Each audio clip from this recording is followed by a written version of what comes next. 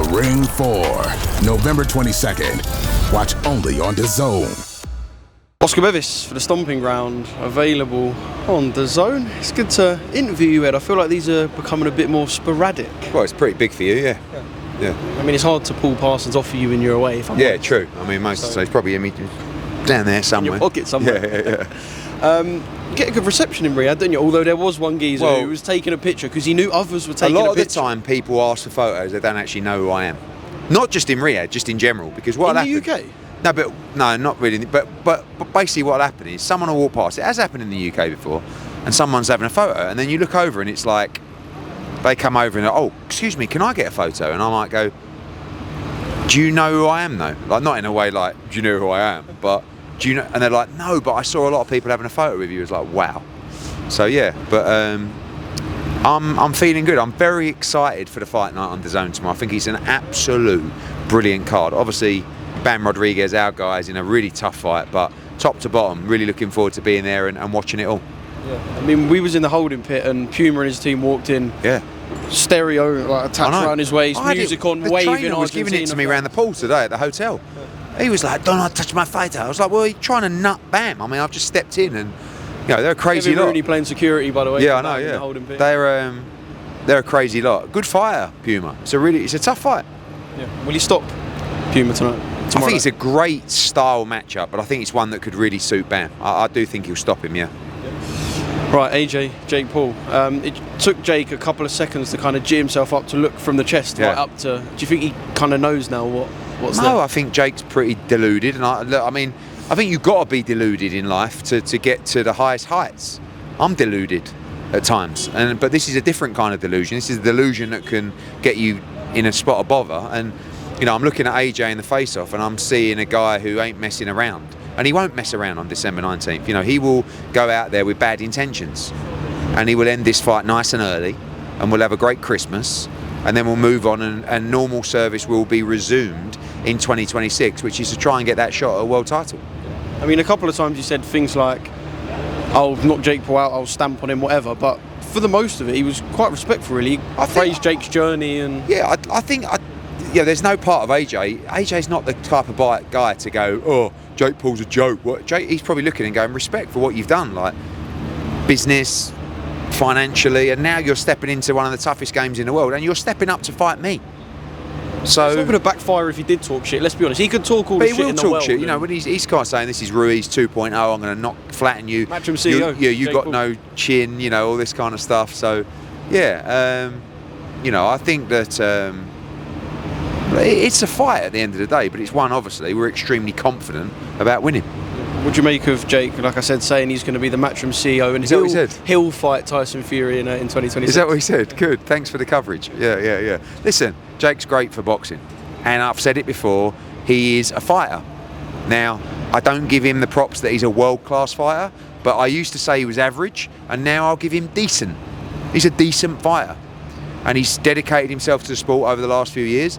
He's done the training camps, he's done the hard spars, he's going out there and he's fighting in the ring in front of the world. So I give him respect for that. I just think it was a bit of a poor decision. He's going to make a lot of money, but he could get sparked out seriously. And he will get sparked out seriously on December 19th, but the world will be tuning in to watch. He called himself a tricky KO artist with a bit of speed, so...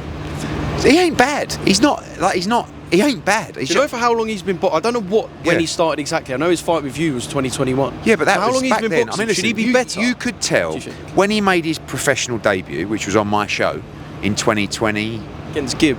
2021. Or whatever it was. Obviously, unbelievably raw, but you could tell, like, compared to the others, that he could fight a little bit, and he was a strong young man. He's worked for the last 4 years in the game. He's had professional fights. He's not bad. He's just, in my opinion, he's not world class, but that's all right. Nor are a lot of fighters. But as I said, I used to say he was average. Now I say he's decent. But you're fighting a world class heavyweight that will, as soon as he hits you on the chin clean, it's double NyQuil time, tucked in with a little pillow, and even a little cheeky, rub on the head good night. Well, that mattress is made with a wad of cash. Yeah, so. Exactly. There you go. How will the nerves be? This might sound stupid. When the first bell goes, will there be like a point. I don't know. I point, probably point, won't. point, point I one. still probably won't believe it. You know, when we're standing there in Miami on December 19th and the bell goes, and we're just like, you know. But I don't know what AJ's going to do. Is he just going to come out like with no regard and just hammer him? Is he going to get behind the jab for a minute and then just wait till he makes a mistake and slip and throw the right hand like he did against Ngannou? Is he going to? What do you want to see him do? Like, would you prefer it if he come out and just flatten him straight away, or do you want to see him hurt him, soften him up, and then let's make it slightly painful. No. Look, you can't mess around in this sport. Like the minute you start messing around, and you know, like Jake Paul can whack a bit. He's not like a huge heavyweight puncher, but you don't want to start taking shots clean off anyone. So AJ will be switched on. AJ's taking this deadly seriously. He's not going to train. He's a consummate professional, and he'll be approaching this fight like he's a world heavyweight contender.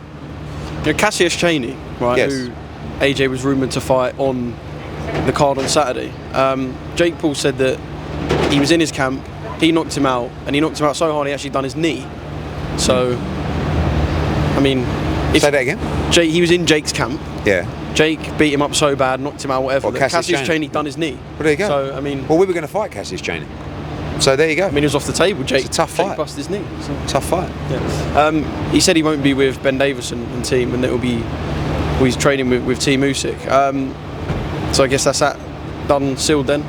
But for the first fight under Team Usyk to be Jake Paul was not that was not the intention. I mean, look, I was with AJ in Dubai, and he would just flew over to see Team Usyk and do a couple of weeks training. He ain't come back. He took his luggage. He never came back. So he's obviously enjoying himself, and they are training him very hard in there. But this isn't about the Jake Paul fight. This is about trying to regain the World Heavyweight Championship and trying to beat Tyson Fury. So that's why the move was made. I know Usyk's been linked with Jake a couple of times, and he's said, I might give you an MMA fight in 10 years or whatever, and he's kind of palmed Jake off. What do you think Team Usyk are thinking? Because like you said, it's about getting AJ to be the best heavyweight in the world again. This isn't about the Jake Paul fight with that camp. It's about getting him into a position to try and be competitive against the elite heavyweights in the world. And this is just a little run out, a good bit of confidence. We're going to bag an absolute fortune in the process. And then we're going to, like I said, normal business will be resumed 2026. Yeah. Right, Subaru Matias fails a test ahead of his fight with Dalton Smith, fails a test in camp. Just your, I guess, first open response to that? Yeah, disappointing. You know, obviously disappointing because we just paid up to go to New York for a press conference a week ago. So, you know, that's why we wanted VADA testing for this fight. It's now down to the New York State Athletic Commission and the WBC to see what they want to do. Our focus and our priority is to make sure that Dalton Smith fights for the world title early in 2026. Yeah. Have you spoke to Dalton? How is he? Devastated, gutted. I mean, you know, we had a press conference. He was looking forward to the fight. People had booked flights, hotels to go out on January the 10th. But, you know, it's boxing, and we'll have to just roll with the punches and make sure that he gets his shot. Just away from the failed test, did you have any concerns? Because I'm not going to name names, but I spoke to a few people who said they were quite concerned about the promotion, the fact it's in the Barclays Centre and tickets are like 200 quid in the gods, and they just seemed uncertain about. Yeah, look, I didn't expect them to go through with the fight, to be honest with you. I thought we would win. When we were the second bidder, I thought they'd just default, but, you know, ultimately, I would rather the fight went ahead. You know, we were ready for the fight, we were excited for the fight, but it is what it is. Yeah.